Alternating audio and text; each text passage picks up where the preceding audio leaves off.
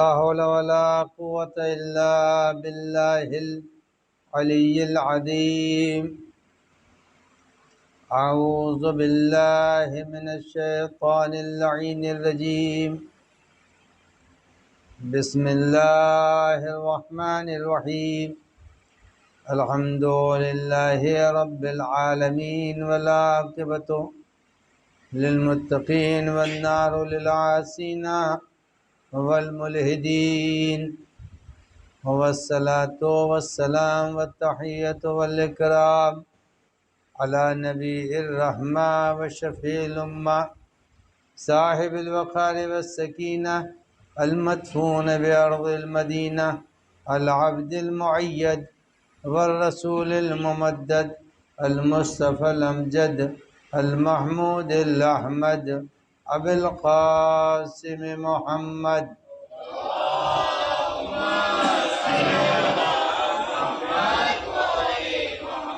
وعلى ابن عمه ووزيره ووصيه وخليفته نور الأنوار حجج الجبار والد الأئمة الأطهار قسيم الجنة والنار المولود في البيت ذي الأستار إمام المشارق والمغارب الذي يحبه فرض على الحاضر والغائب غالب كل غالب علي ابن أبي طالب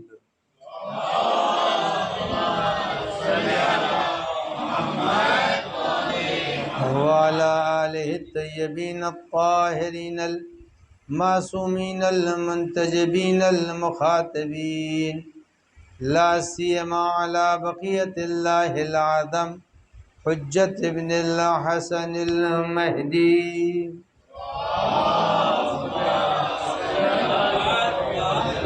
روحي وأرواح العالمين له الفداء، واللعنة الدائمة الباقية على أعدائهم أجمعين من ليلنا هذا إلى قيام يوم الدين. أما بعد، فقد قال الله الحكيم في كتابه الكريم: بسم الله الرحمن الرحيم. قل إن كنتم تحبون الله فاتبعوني يحببكم الله. صلوات پڑھ دیں محمد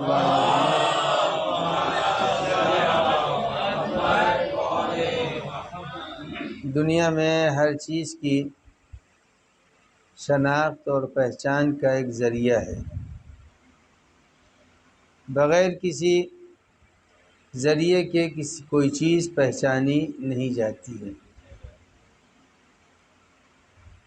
رنگوں کو پہچاننا ہے تو مختلف رنگ قرار دیے گئے. کچھ دنوں پہلے کرونا کی وبا تھی، لہذا اس کی ٹیسٹنگ ہو رہی تھی. آج بھی جب انسان کو خدا نخواستہ حرارت و بخار ہوتا ہے تو حرارت و بخار کے لیے بھی ایک تھرمامیٹر ہے. ہر چیز کی جانچ کا کوئی نہ کوئی اعلیٰ اور معیار ہے، لیکن ایک معیار ایسا ہے جو معلوم نہیں ہوتا، وہ معیار محبت ہے. یہاں پر سب بیٹھے ہیں، اب کیا معلوم کہ آپ کے دل میں میری محبت کتنی ہے، مجھے کیا معلوم. لہذا محبت الہی کا بھی ایک معیار اور ایک تھرمامیٹر ہونا چاہیے. لہذا معیار الہی کا تھرمامیٹر ہو کیا؟ اللہ نے اسی آیت میں کہا کہ ہم تم کو اپنا تھرمامیٹر بتائے دیتے ہیں، ہم میزان و ترازو کی شناخت و پہچان کرائے دیتے ہیں. قل ان کنتم تحبون اللہ، اے میرے پیغمبر اگر آپ چاہتے ہیں کہ ان لوگوں کو باخبر کریں تو ان سے کہہ دیجئے کہ تم دعویٰ تو کرتے ہو کہ میں اللہ کو دوست رکھتا ہوں، مگر اللہ تم کو ملے گا نہیں، نہ اس کا گھر ہے نہ اس کا در ہے، کچھ بھی نہیں ہے. جب وہاں پہنچ نہیں سکتے، وہ نظر بھی نہیں آتا، وہ دکھائی بھی نہیں دیتا، وہ ملاقات بھی نہیں کرتا، تو یہ کیسے پتہ چلے گا کہ تمہارے دلوں میں اللہ کی محبت ہے؟ لہذا اس محبت کا ایک معیار اور ایک پہچان اور ایک ترازو میں آپ کو دے رہا ہوں۔ ترازو یہ ہے کہ آپ ان لوگوں کو باخبر کر دیں، ان کنتم تحبون اللہ، اگر تم اللہ کو دوست رکھتے ہو تو میری پیروی کرو، اور جو میری پیروی کرے گا، اب یہ دیکھنا کہ پیروی کتنی کرتا ہے، جتنی پیروی کرے گا اتنا ہی معیار محبت بڑھتا جائے گا۔ اگر فقط اس نے آ کے نماز میں ہماری شرکت کر لی تو نماز تک اس کا معیار ہوگا، لیکن اگر اس نے کہیں جنگوں میں بھی ہمارا ساتھ دیا تو وہ معیار محبت اور قوی ہوگا۔ اور اگر کہیں معیار محبت کو پرکھنے کے لیے یہ بھی دیکھ لینا کہ اگر یہ تمہارے ساتھ رہتے ہیں تو ٹھیک ہے، کہیں ایسا تو نہیں ہے کہ بھاگ جائیں چھوڑ کر کے، اگر بھاگ جائیں گے تو معیار محبت کمزور ہے۔ تو اللہ نے پیغمبر کی محبت کا معیار ان کی پیروی قرار دیا۔ جب ان کی پیروی کو قرار دیا ہے تو جو پیغمبر کریں گے وہی ہمیں بھی کرنا پڑے گا۔ جب ہم وہی کریں گے تو گویا خدا کی محبت ہمارے دلوں میں پائی جا رہی ہے، اور اگر ہم وہ نہیں کر رہے ہیں تو اس کے معنی یہ ہے کہ خدا کی محبت ہمارے دلوں میں نہیں ہے۔ اب پیغمبر نے جو کیا وہ بھی ہمیں کرنا چاہیے۔ اللہ پیغمبر سے ارشاد فرما رہا وَلَسَوْفَ يُعْطِيكَ رَبُّكَ فَتَرْضَىٰ، اے پیغمبر ہم آپ کو وہ دے دیں گے کہ آپ راضی ہو جائیں گے۔ اب ذرا سا اندازہ لگائیں کتنا مشکل مسئلہ ہے۔ یہ بچے دو چار بیٹھے ہوئے ہیں، انہیں دو چار ٹافیاں دے دیجئے، دو تین آئس کریم کے دے دیجئے، بس یہ خوش ہو جائیں گے۔ لیکن اگر ایک بڑا آدمی ہے تو بڑے آدمی کو آپ دو چار ٹافی دیں گے تو وہ اس کے اوپر نہیں خوش ہوگا۔ ہاں مثلا یہ نوجوان بیٹھے ہوئے ہیں، یہ دو چار ٹافی پا کر کے اور ہو سکتا ہے کہ منہ ان کا بن جائے، لیکن ایک 70,000 والا موبائل دے دیجئے تو کھلکھلا اٹھیں گے۔ دیکھیے سن کے ابھی ہنس دیے، تو ایک صلوات پڑھ دیں محمد و آل محمد۔ تو مسئلہ یہ ہے کہ اللہ فرما رہا ہے وَلَسَوْفَ يُعْطِيكَ رَبُّكَ فَتَرْضَىٰ، میں آپ کو وہ دے دوں گا کہ آپ راضی ہو جائیں گے۔ اب بتائیے کہ پیغمبر کو راضی کرنا کوئی شوخی ہے؟ جس کے گود کے پالے سردار جنت ہو، جس کا داماد ساقی کوثر ہو، اسے راضی کرنا آسان نہیں ہے۔ جس کے اشاروں پر درخت چل رہے ہوں، جس کے ہاتھوں کے اوپر سنگریزے تسبیح پڑھ رہے ہوں، اسے راضی کرنا آسان نہیں ہے۔ اب ایک طرف اللہ ہے، وہ کہہ رہا میں راضی کروں گا، ایک طرف پیغمبر بھی ہیں، انہیں بھی یہ جذبہ ہے، انہوں نے بھی یہ طے کر لیا کہ میں اپنے خدا کو راضی کروں گا۔ تو نبی کو خدا راضی کرنا چاہتا ہے، خدا کو نبی راضی کرنا چاہتے ہیں۔ اب جب خدا اور نبی کے درمیان کا مسئلہ آیا تو اب اللہ نے کہا میں آپ کو راضی کر دوں گا، تو پیغمبر نے کہا میں بھی تجھے راضی کر دوں گا۔ کہ اب مسئلہ برابر کا چل رہا ہے، وہ کہہ رہا میں تمہیں راضی کروں گا، یہ کہہ رہے ہیں میں تجھے راضی کروں گا۔ اب اللہ نے پیغمبر کو کیسے راضی کیا؟ تو امام بخاری نے ایک حدیث لکھی ہے۔ امام بخاری کہتے ہیں کہ فاطمۃ من رضائی، فاطمہ میری رضا ہے، یعنی معلوم ہوا کہ اللہ نے فاطمہ جیسی بیٹی دے کے نبی کو راضی کر دیا۔ نبی راضی ہو گئے فاطمہ کو پا کر کے، فاطمہ تو من رضائی، فاطمہ میری رضا ہے، میری مرضی ہے، میری چاہت ہے۔ تو اب معلوم یہ ہوا کہ اللہ نے شہزادی نہیں دی ہے، فقط بیٹی کے عنوان سے نہیں دیا، بلکہ ایسے نبی کو راضی کیا ہے جس کی گود کے پالے سردار جنت ہیں، جو خود معراج کی بلندیوں پر گیا ہے، اس نبی کو اللہ نے راضی کیا فاطمہ کے وجود سے۔ اب فاطمہ کا وجود اتنا اہم ہے، اب اللہ نے کہا اچھا دیکھیے ایک لفظ رضا ہے، راضی اسی سے ہے، بہت سی لفظیں اسی سے نکلتی ہیں۔ تو اللہ نے فرمایا کہ میں آپ کو سوف یعطیک ربک لترضیٰ، میں آپ کو فترضیٰ، میں آپ کو وہ دے دوں گا کہ آپ راضی ہو جائیں گے۔ تو اب پیغمبر کو اللہ نے دیا تو پیغمبر نے اعلان بھی کر دیا، اعلان میں فرمایا کہ فاطمہ تو من رضائی، فاطمہ میری مرضی ہے، یعنی اللہ نے وہ نعمت دے دی کہ پیغمبر نے اعلان کر دیا کہ فاطمہ مجھے مل گئی، اور فاطمہ کا مرتبہ یہ ہے کہ میں اس سے راضی ہو گیا۔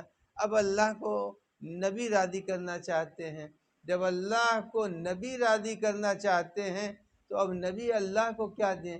تو اللہ کو بھی تو اعلان کرنا پڑے گا نا کہ میں بھی راضی ہو گیا، جیسے نبی نے اعلان کیا فاطمہ کو پا کے کہ میں راضی ہو گیا، تو اب اللہ کو راضی کرنے کے لیے نبی کو بھی کچھ ایسا پیش کرنا پڑے گا۔ تو نبی نے کیا پیش کیا وہ آپ کے سب ذہنوں میں ہے۔ نبی نے اللہ کی بارگاہ میں وہ پیش کر دیا، اللہ کو آیت اتارنی پڑی، الیوم اکملت لکم دینکم ورضیت لکم الاسلام دینا۔ آج علی کو پا کے میں راضی ہو گیا، فاطمہ کو پا کے تم راضی ہو گئے۔ تو معلوم ہوا خدا اور نبی دونوں راضی ہیں۔ نبی کو اگر خوش رکھنا ہے تو فاطمہ سے محبت کرنی پڑے گی، اگر اللہ کو خوش رکھنا ہے تو علی سے محبت کرنی پڑے گی۔ تو علی اور فاطمہ یہ دونوں نبی اور خدا کے درمیان کے مضبوط رشتوں کا نام ہے۔ جب مضبوط رشتوں کا نام ہے تو اگر کسی نے اس مضبوط رشتے کو پکڑ لیا تو نبی بھی مل جائے گا، خدا بھی مل جائے گا۔ خدا علی کو پسند کرتا ہے، نبی بیٹی کو پسند کرتے ہیں، اور جب یہ دونوں ہیں تو پروردگار عالم فرماتا ہے کہ یہ یاد رکھیے، اگر کسی نے فاطمہ کے بغیر، یہ جو زمین ہے، یہ زمین، اس کے لیے حدیث موجود ہے۔ حدیث یہ ہے کہ مہر کون دیتا ہے؟ شوہر دے گا نا بھائی، اس میں اگر جن لوگوں نے نہیں دیا دے دیں گے، جلدی قرض ہے وہ۔ ہاں یہ نہ سمجھے کہ ارے وہ چھوڑیا بیوی ہے بیچاری، وہ تو خود ہی بیچاری کہنے سے تھوڑی کام چلے گا، قرض ہے اس کو ادا کیجئے۔ اسی لیے چوروں کی جو قسمیں بیان کی معصوم نے کہا سب سے بڑا چور وہ کون ہے؟ جو بیوی کا مہر ادا نہ کرے، وہ سب سے بڑا چور ہے۔ تو اب آپ اندازہ لگائیں، ابھی بھی اگر کسی نے نہیں دیا ہے تو دھیرے دھیرے قسط میں ادا کر دے، تاکہ اس الزام سے تو نکل آئے۔ ایک صلوات پڑھ دے محمد وآل محمد۔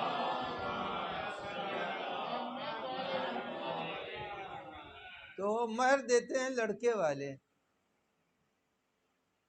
تو پروردگار عالم نے جب جو جس کے گھر کا مولود ہوگا وہی تو اس کے مہر کو بھی ادا کرے گا۔ ام المومنین کی ولادت کعبے میں ہو رہی ہے، جب کعبے میں ہو رہی ہے تو مولود کعبہ ہے علی۔ کعبہ کس کا گھر ہے؟ اللہ کا گھر ہے۔ جب اللہ کا گھر ہے تو اب اللہ نے کہا پیدا کیا تو تمہیں میں نے اپنے گھر میں پیدا کیا۔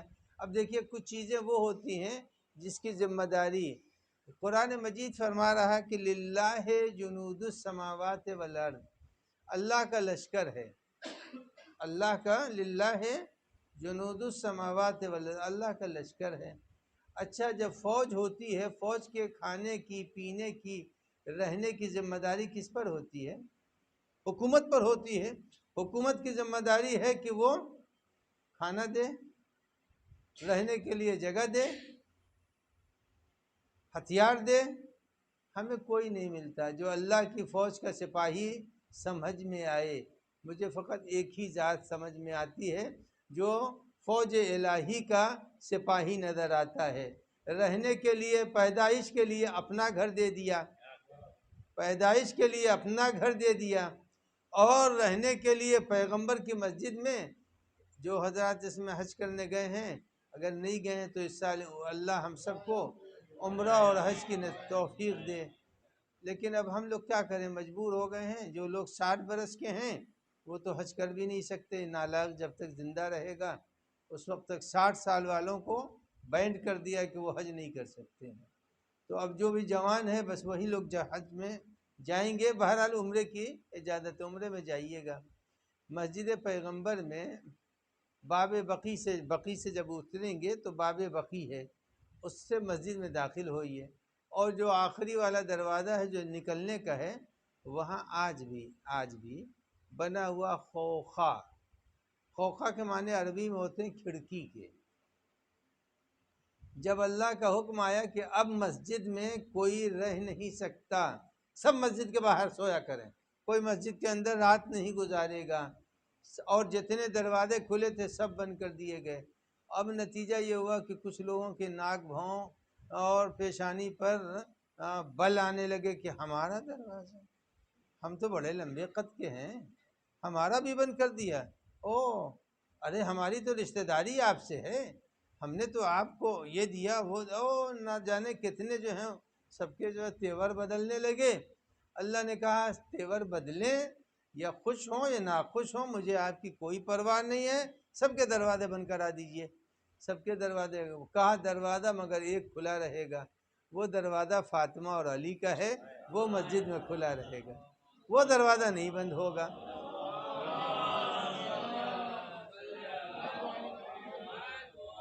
وہ دروازہ نہیں بند ہوگا، وہ دروازہ کھلا رہے گا. تو ایک صاحب تھے، آپ لوگ پہچانتے ہیں، لہذا نام نہیں بتاؤں گا، پہچان لیں گے آپ لوگ. اور ان کی پیغمبر سے کچھ رشتہ داری بھی تھی، دوری رشتہ داری تھی، یعنی جیسے سسرال وغیرہ ہوتا نا، اس طرح کی رشتہ داری تھی. اب تو آپ سمجھ گئے نا. ایک صلوات پڑھ دیں محمد و آل محمد. تو انہیں بہت برا لگا، اور جب برا لگا کہا کہ ہمارا دروازہ بھی آپ نے بند کر دیا. تو کہا تمہارا دروازہ بھی بند ہے. کہا اچھا ایسا ہے، دروازہ تو بند کر ایک کھڑکی کھلوا دیجئے ہمارے گھر سے تاکہ ہم مسجد دیکھتے تو رہیں. تو خوخا کھول دیا گیا. آج بھی وہ خوخا وہاں پر بنا ہوا ہے، بالکل باب بقی کے اپوزٹ میں جب جائیں گے وہاں خوخا لکھا ہوا ہے. تو معلوم ہوا کہ جو اللہ کا سپاہی ہوتا ہے تو پیدا کیا تو اپنے گھر میں پیدا کیا، اور رہنے کے لیے اس نے اپنا ہی گھر دیا. مسجد کو اللہ کا گھر ہی تو کہتے ہیں، اپنے گھر میں رکھا. اس کے بعد سے جب بات اسلحے کی آئی تو اسلحہ بھی کہیں اور سے نہیں آیا. وَأَنزَلْنَا الْحَدِيدَ فِيهِ بَأْسٌ شَدِيدٌ، ذوالفقار اتار کے دے دیا کہ آپ پہچانو سپاہی یہ ہے. اس کے بعد جب کھانے کی بات آئی، کھانا بھی تو فوج ہی کو سرکار دیا کرتی ہے، تو کہا جب کھانے کی بات آئے گی تو خانے جنت بھی ہم ہی بھیجیں گے. تو معلوم یہ کہ اگر اللہ کے سپاہی کو پہچاننا ہے تو یہ سپاہی ہے علی ابن ابی طالب. اب جب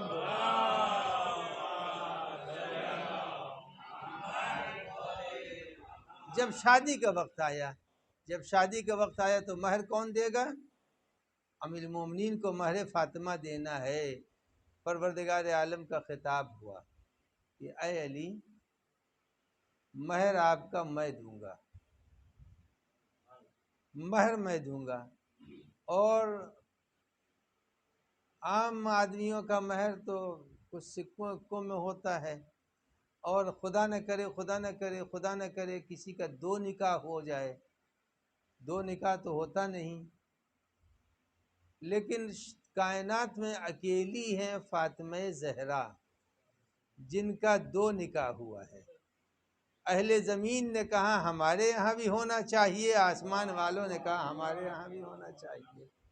امیر المومنین کو علی کہتے کیوں ہیں؟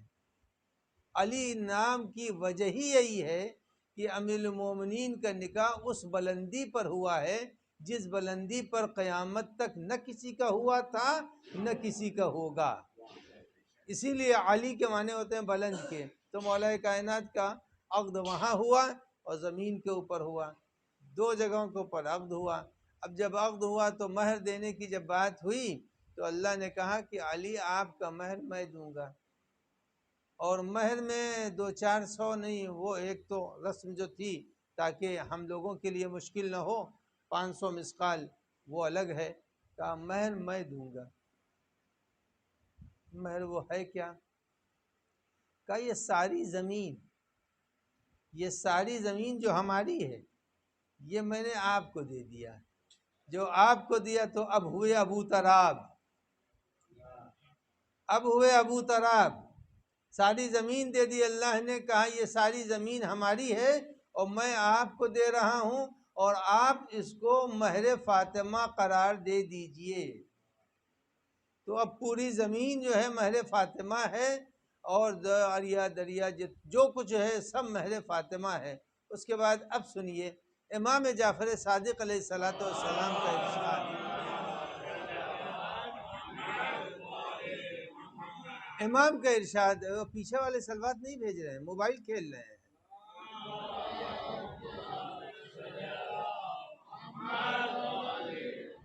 ایک سلوات پڑھ دیں، محمد و آل محمد۔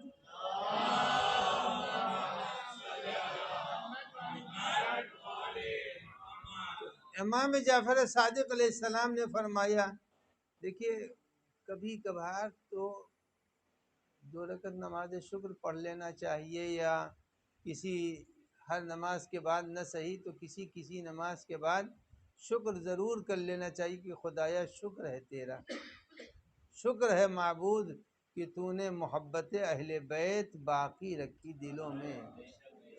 یہ نکل بھی سکتی ہے، محبت اہل بیت نکل بھی سکتی ہے، یہ نہ سمجھیے یہ پکا پینٹ نہیں ہے، یہ پینٹ نکل بھی سکتا ہے۔ ہاں، اور کیسے نکلے گا وہ بھی سن لیجئے۔ اچھا، اس میں کون ہے جو نہیں جانتا؟ جنگ صفین ہوئی تھی نا، جنگ صفین میں مولا کائنات کا ایک بڑا فوجی سردار تھا جس کے انڈر میں بہت سے فوجی تھے، اس فوجی کا نام تھا شمر۔ شمر امیر المومنین کا جنگ صفین میں فوج کا سردار تھا، لیکن جب کربلا آتا ہے تو قاتل سید الشہداء بنتا ہے۔ معلوم یہ ہوا علی سامنے تھے، لیکن امیر المومنین کی فوج میں ہونے کے باوجود قاتل امام حسین ہو گیا۔ تو یہ نہ سمجھیے کہ یہ محبت ہے تو ہمیشہ رہ جائے گی، نہیں، محبت کو مضبوط کرنے کی ضرورت ہے، اور محبت مضبوط بچوں کو بالخصوص اپنے گھروں میں مختلف چیزیں پڑھیے، موعظات سنائیے، جتنے چھوٹے چھوٹے موعظے ہیں کتابیں منگا لیجئے، اور مجھے نہیں معلوم نیٹ وغیرہ کے اوپر موعظے چھوٹے چھوٹے ہیں یا نہیں ہیں، ہوں اگر تو بچوں کو بیٹھیے، اور بیٹھنے کے بعد شب جمعہ کل ہے 2-4 موعظے سنا دیجئے بچوں کو۔ یہ معجزے نہیں ہے، یہ محبت علی کو اور محبت اہل بیت کو پختہ اور مضبوط کرنے کا ذریعہ ہے۔ تو عزیزان گرامی، کب ایمان نکل جائے کب ختم ہو جائے اس کی کوئی خبر نہیں ہے، بڑی خاموشی سے نکل جائے گا، بہت خاموشی سے ایمان نکل سکتا ہے۔ تو ایک طرف آپ یہ دیکھیے کہ فوج امیر المومنین کا سپاہی ہے اور نکل گیا، اور بھی بہت سے ایسے افراد ہیں جو کہ طرفدار پیغمبر تھے لیکن خاتمہ ان کا ہوا ہے بہت ہی برا۔ تو محبت اہل بیت پر رہنے کے بعد ایک آدھ سجدہ شکر ضرور کرنا چاہیے، اس لیے کہ اگر مثلا آج ہی ہے جب نماز صبح پڑھیے، اور یا جن لوگوں نے مغربین نہیں پڑھی ہے سر سجدے میں رکھ کے کہیں شکر ہے، بس اتنی پالنے والی یہ جو سجدہ کر رہا ہوں یہ سجدہ صرف اور صرف محبت اہل بیت پر ہونے کی وجہ سے کر رہا ہوں۔ جب یہ ایک سجدہ ہو جائے گا تو قرآن کہتا ہے لئن شکرتم لازیدنکم، اگر تم نے شکر کیا تو میں تمہارے اندر اضافہ کر دوں گا۔ معلوم ہوا ایک سجدے نے محبت اہل بیت کو بڑھا دیا۔ تو اب امام جعفر صادق علیہ السلام کا ارشاد سنیے،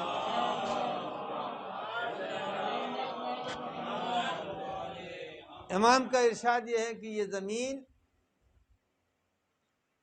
اللہ نے امیر المومنین کی ملکیت قرار دیا ہے۔ جب ملکیت قرار دیا ہے تو اب امام فرماتے ہیں کہ اگر محبت فاطمہ کے بغیر کوئی زمین پر چلتا ہے تو وہ غصبی چل رہا ہے۔ تو اب بتائیے کہ جو لوگ محبت فاطمہ نہیں رکھتے ان کا ہر قدم زمین پر غصبی ہے۔ یہ کمال شرافت ہے کہ ہمارے دلوں میں محبت ہے، ہم فخر سے کہہ سکتے ہیں یہ زمین ہماری ہے، یہ زمین ہماری ہے، اور ان لوگوں نے ہمیں مباح کر دیا ہے جن کو اللہ نے یہ زمین دی تھی، لہذا زمین یہ جو پانی ہے، آپ نے ابھی بچے نے پڑھا ہے کہ حدیث قصہ میں کہ پالنے والے یہ دریاؤں میں تلاطم ان کی وجہ سے ہے، یہ آسمانوں کو بلندی ان کی وجہ سے ہے۔ معلوم یہ ہوا کہ یہ زمین اور یہ آسمان، یہ چاند، یہ تارے، یہ سب پیدا ہی ہوئے ہیں ان کے صدقے میں۔ جب صدقے میں پیدا ہوئے تو اب بتائیے، اگر کسی کے دل میں ان کی محبت نہ ہو تو پھر وہ زمین کے اوپر زندہ رہے گا، لیکن بہت سے لوگ غاصب ہیں۔ انہی غاصبوں میں سے فاطمہ کے حق کا بھی غاصب اور علی ابن ابی طالب کے حق کا غاصب کہا جائے گا۔ ایک صلوات پڑھ دیں محمد وآل محمد۔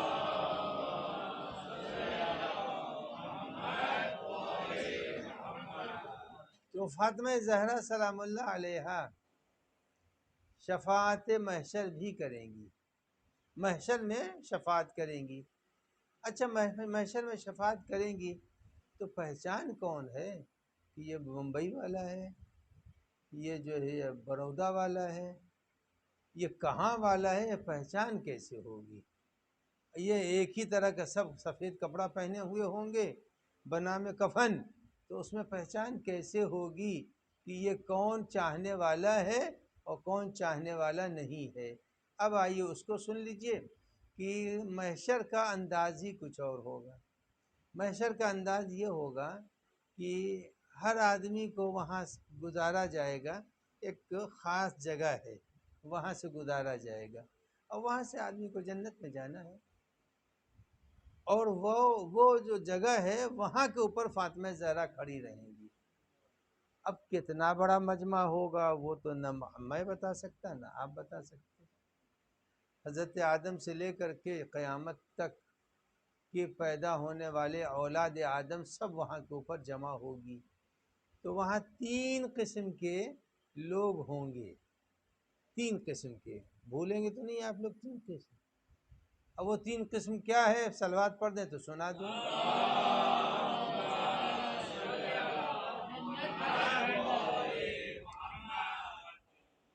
3 قسم کے لوگوں کی قطار ہوگی، ایک اس قطار میں، ایک اس قطار میں، ایک اس قطار میں۔ وہ 3 قطاریں کیسی بنیں گی؟ پہلی قطار پر لکھا ہوگا پیشانی ہی کے اوپر سب کچھ لکھ کے آ جائے گا۔ یہ حیرت کی بات نہیں ہے، جب بے جان موبائل کی اسکرین پر سب آ سکتا ہے تو خدا کا بنایا ہوا انسان اس کی پیشانی پر کیوں نہیں آ جائے گا؟ ہر چیز آ جائے گی اس کی پیشانی پر۔ پیشانی کے اوپر 3 جملے لکھے رہیں گے الگ الگ۔ کچھ لوگوں کی پیشانی پر لکھا ہوگا ھذا کافر، طے ہو گئی بات، فاطمہ سے کوئی ربط ہی نہیں، ھذا کافر، یہ الگ ہو گئے۔ کچھ کی پیشانی پر لکھا ہوگا ھذا مومن، یہ بھی الگ ہو گئے، مومن بھی الگ ہو گئے۔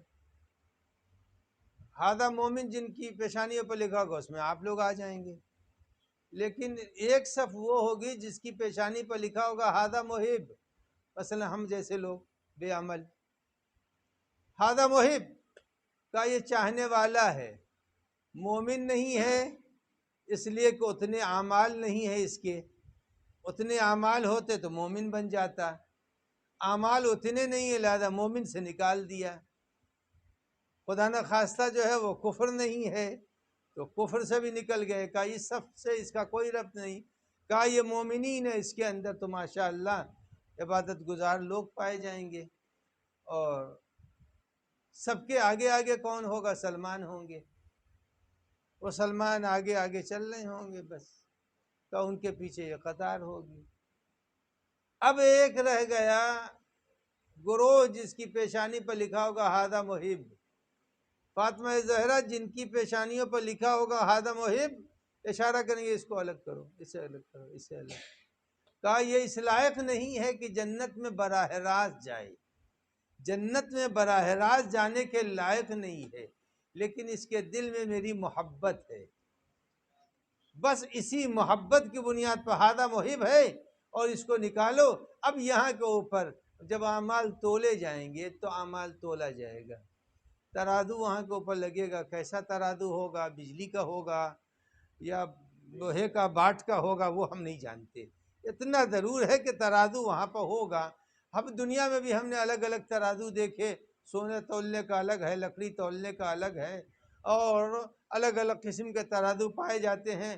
اور اب عزیزان گرامی اعمال تولا جائے گا، جب اعمال تولا جائے گا تو یہاں کے اوپر ایک عجیب و غریب واقعہ پیش آئے گا۔ محب ہے، فاطمہ زہرا الگ کریں گی، شفاعت کے لیے الگ کریں گے، نہیں یہ لوگ ہمارے چاہنے والے ہیں، مگر عمل ان کا شفاعت تو ہو جائے گی، بخشے جائیں گے، اس میں کوئی شک و شبہ نہیں ہے، لیکن عمل اتنا بھی نہیں ہے کہ اس والی صف میں آ جائیں، ایسا بھی نہیں ہے کہ جہنم میں چلے جائیں، کیا یہ ایسے ہیں درمیان میں ہیں، کیا ان کے لیے اب راستہ کیا ہوگا؟ راستہ عمل تولا جائے گا ترازو پر، تو کہا ہلکا ہوگا، یہ تو عمل جنتی تو نہیں ہے۔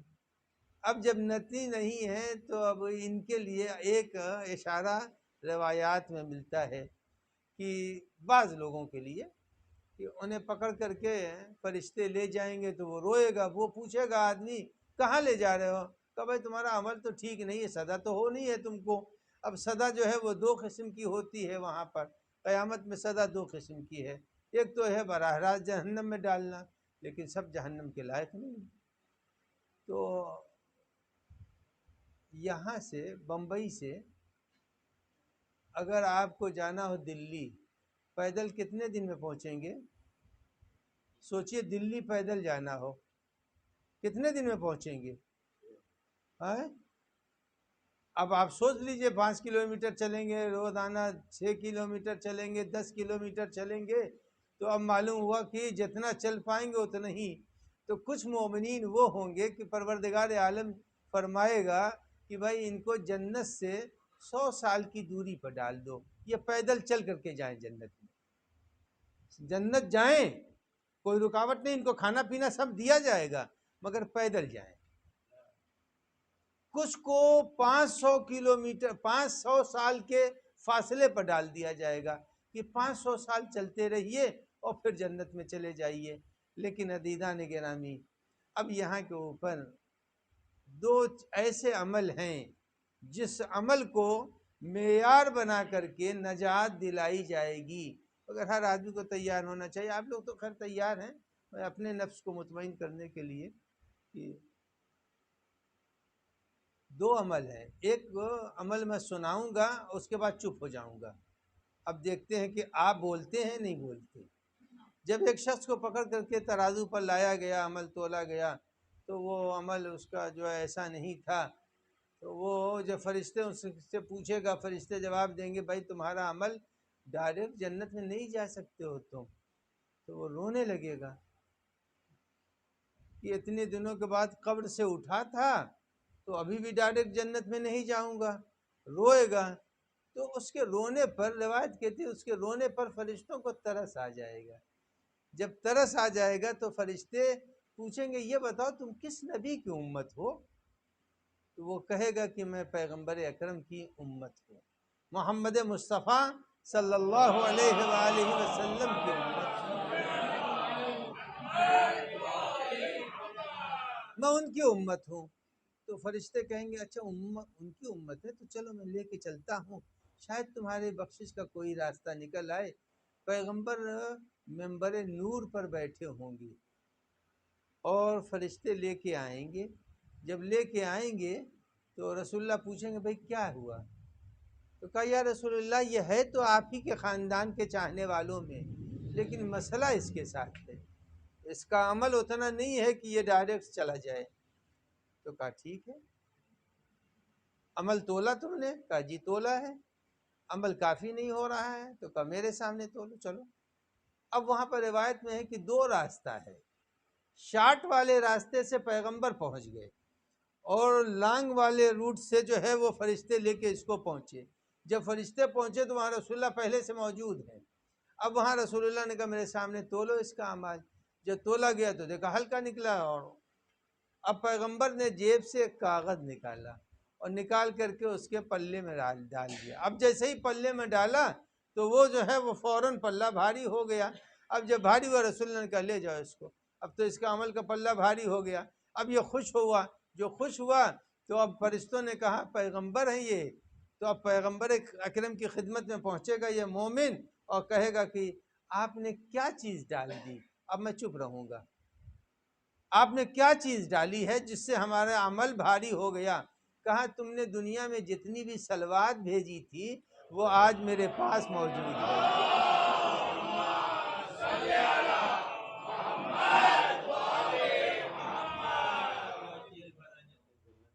اتنا جلدی چلے جائیں گے ایک ہی صلوات پر؟ علی محمد وعلی محمد،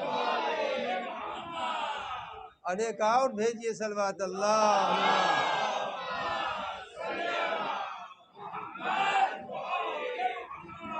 تو چند چیزیں وہ ہیں جو پیغمبر کے پاس براہ راست جاتی ہیں، اس میں سے ایک صلوات بھی ہے۔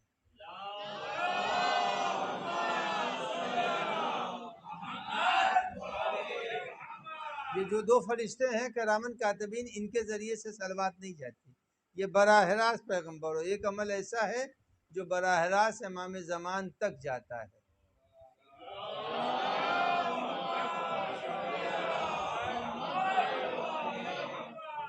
آپ میں سے جن لوگوں نے زیارت سید الشہداء پڑھی، زیارت وارثہ ہے، زیارت عاشورہ ہے، یہ فرشتوں کے ذریعے سے جاتی ہے، اور فرشتے اس زیارتوں کو لکھتے ہیں اور نامہ اعمال میں وہ سیف ہو جاتی ہے۔ مگر ایک زیارت ایسی ہے جو فرشتوں کے ذریعے سے نہیں جاتی، وہ براہ راست امام زمان تک جاتی ہے، اور امام عصر کے پاس جب وہ زیارت جاتی ہے تو جانے کے بعد امام کی طرف سے اس پر مہر لگتی ہے، اور وہ کون سی زیارت ہے؟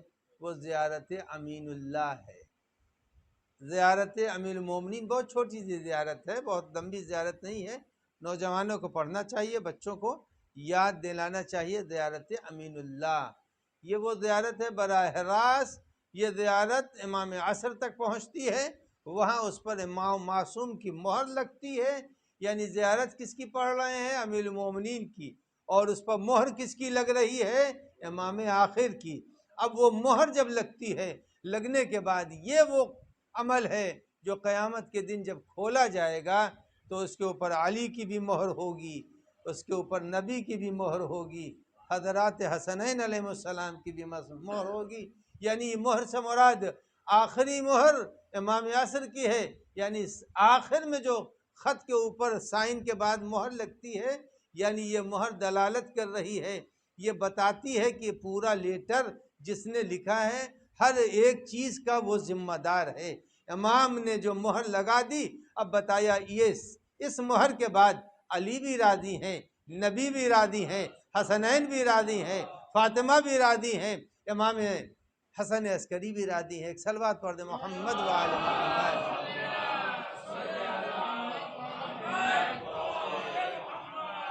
تو میدان محشر میں فاطمہ زہرا شفاعت کریں گی، اور شفاعت میں جس قدر ہو سکے فاطمہ کی محبت کو دلوں میں بڑھانا چاہیے،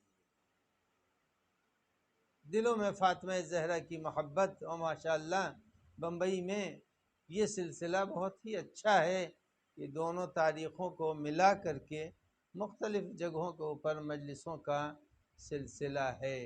ہم نے نہیں پڑھا کہیں کے اوپر کہ شہزادی کے شہادت کے بعد کہیں مجلس ہوئی ہو، شہزادی کی شہادت کے بعد غم فاطمہ کہیں منایا گیا ہو، حدیث و تاریخ نہیں بتاتی۔ شاید اسی لیے چاہنے والوں نے یہ طے کر لیا ہے چونکہ فاطمہ کی کوئی مجلس نہیں ہوئی ہے، اس لیے فاطمہ زہرا کا ذکر ہر جگہ ہو رہا ہے، ہر قریے میں ہو رہا ہے، ہر شہر میں ہو رہا ہے، بڑے اہتمام سے ہو رہا ہے۔ عزیزان گرامی، وہ وقت بھی آیا جب فاطمہ زہرا سلام اللہ علیہا دنیا سے گئی ہیں، شہادت ہو گئی۔ شہادت کے بعد امیر المومنین غسل دے رہے تھے، جب امیر المومنین غسل دے رہے تھے، در دولت کے اوپر سلمان بھی تھے، عمار بھی تھے، ابو ذر بھی تھے، مقداد بھی تھے۔ ایک مرتبہ کان میں سلمان کے امیر المومنین کے چیخ کی آواز آئی، جیسے ہی آواز پہنچی ہے بے چین ہو گئے سلمان، مگر کچھ نہ کہا۔ جب امیر المومنین کفن دے کر باہر نکلے ہیں تو سلمان پوچھتے ہیں یا امیر المومنین بڑے بڑے مارکے آپ نے سر کیے مگر میں نے کبھی آپ کو چیختے ہوئے نہیں دیکھا، مگر آج آپ کی ایک ایسی چیخ تھی جس نے میرے دل کو ہلا دیا۔